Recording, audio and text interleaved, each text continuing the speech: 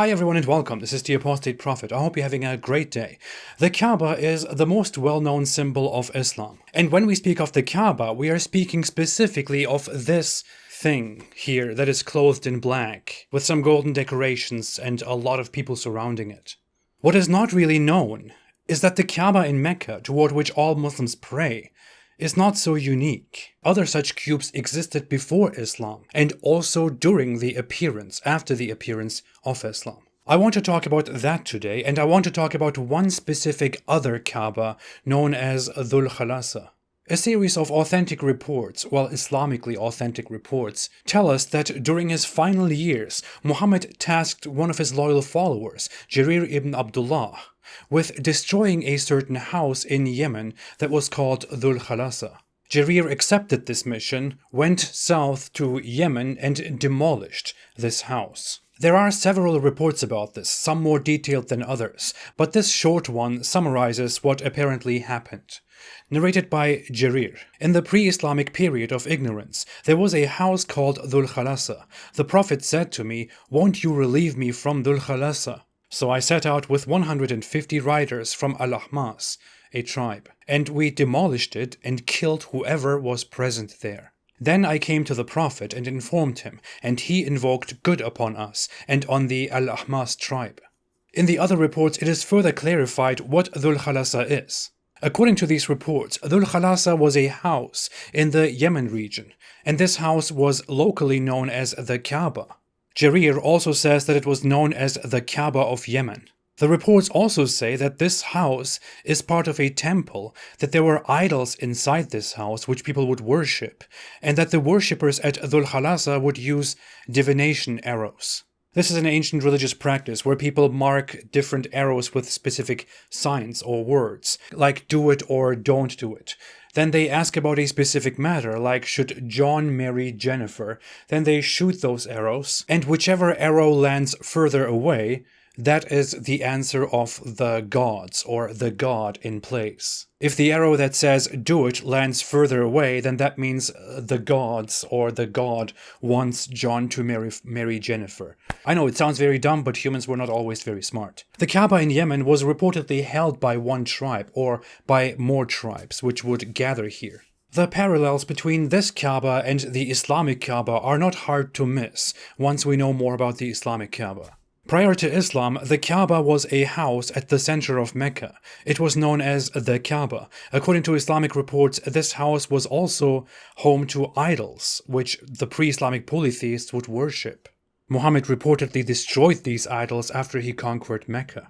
The Kaaba was controlled by the Quraysh tribe, which is the tribe of Muhammad. And the Quraysh tribe would also use arrows around the Kaaba to find answers to hard questions. Reportedly, they would ask the god Hubal, which the Kaaba was dedicated to. Fun fact, Kaaba simply means cube. So the Kaaba in Mecca simply described the cubic shape of the Kaaba in Mecca. And the Kaaba in Yemen was then, as expected, also a cube like the one in Mecca. There are conflicting reports, but it is also said that Dhul Khalasa was either made of white stone or that it had a white stone as an object of cult, reverence, or worship, which compares to the black stone at the Kaaba in Mecca. In any case, that sounds very funny, considering that according to Islamic reports, Muhammad said that the black stone at the Kaaba was originally white, but it turned black because of the sin of humans. All of this already sounds interesting, suspicious. Why is there a Kaaba in Yemen that is very similar to the Kaaba in Mecca, used for the same purposes? Which one came first? What is the significance of these cubes? I will not ask why Muhammad wanted it destroyed and why he had it destroyed. Contrary to some naive modern depictions of Muhammad, Muhammad was strictly against the existence of such pagan temples and objects in Arabia and had them violently destroyed while killing the people around them. In the example of Dhul Khalasa, the hadith described that Muhammad's man Jarir threatened a priest who was at Dhul Khalasa and who was practicing arrow divination by saying, "Break them, the arrows, and testify that none has the right to be worshipped except Allah, or else I will chop off your neck." So the men broke those arrows and testified that none has the right to be worshipped except Allah. Nice, right? A violent, forced conversion, casually described here in the Islamic reports. This can't be right. This text must be Islamophobic. Or this guy Jarir only misunderstood or misrepresented Islam to make it look bad because he was secretly hired and paid by Mossad and America, like Osama bin Laden. According to several sources, including early Muslim historian Hisham ibn al-Kalbi, in his book The Book of Idols, Dhul Khalasa was not the only other Kaaba besides the Islamic Kaaba. He mentions two other Kaabas that are explicitly known as Kaaba, such as the Kaaba of Najran or the Kaaba of Sindad. It has been mentioned by others that such cubes existed throughout Arabia, and that this was simply a pagan practice. The problem is that Muslims had everything destroyed there, which is why we can't really verify much of this. What is additionally interesting, just a side note, is that there is also a cube in Iran, known as the Kaaba-i Zartusht, the Kaaba of Zoroaster, or the Cube of Zoroaster, a Zoroastrian building that was apparently built 2,500 years ago, and which looks suspiciously similar to the Islamic Kaaba, which looks like this uncovered. It may be that building such cubes and putting things inside them or using them as places of veneration and worship was quite a common practice in the Middle East. Back to Dhul Khalasa. There is one more interesting detail about this other Kaaba, which is that Muhammad actually made an end-time prophecy about this Kaaba during his lifetime. Narrated by Abu Huraira, Allah's Messenger said, "The hour will not be established till the buttocks of the women of the tribe of Daws move while going around Dhul Khalasa." Dhul Khalasa was the idol of the Daws tribe, which they used to worship in the pre-Islamic period of ignorance. I don't know why the dear prophet is describing the booties of women walking around their holy place, but he is clearly describing that one of the signs of the end of time is that the women of the Daws tribe will be going around this house called Dhul Khalasa, apparently in worship. Since he is describing their booties, it might be that they are walking around it naked, which was a common practice. People also used to do that around the Islamic Kaaba.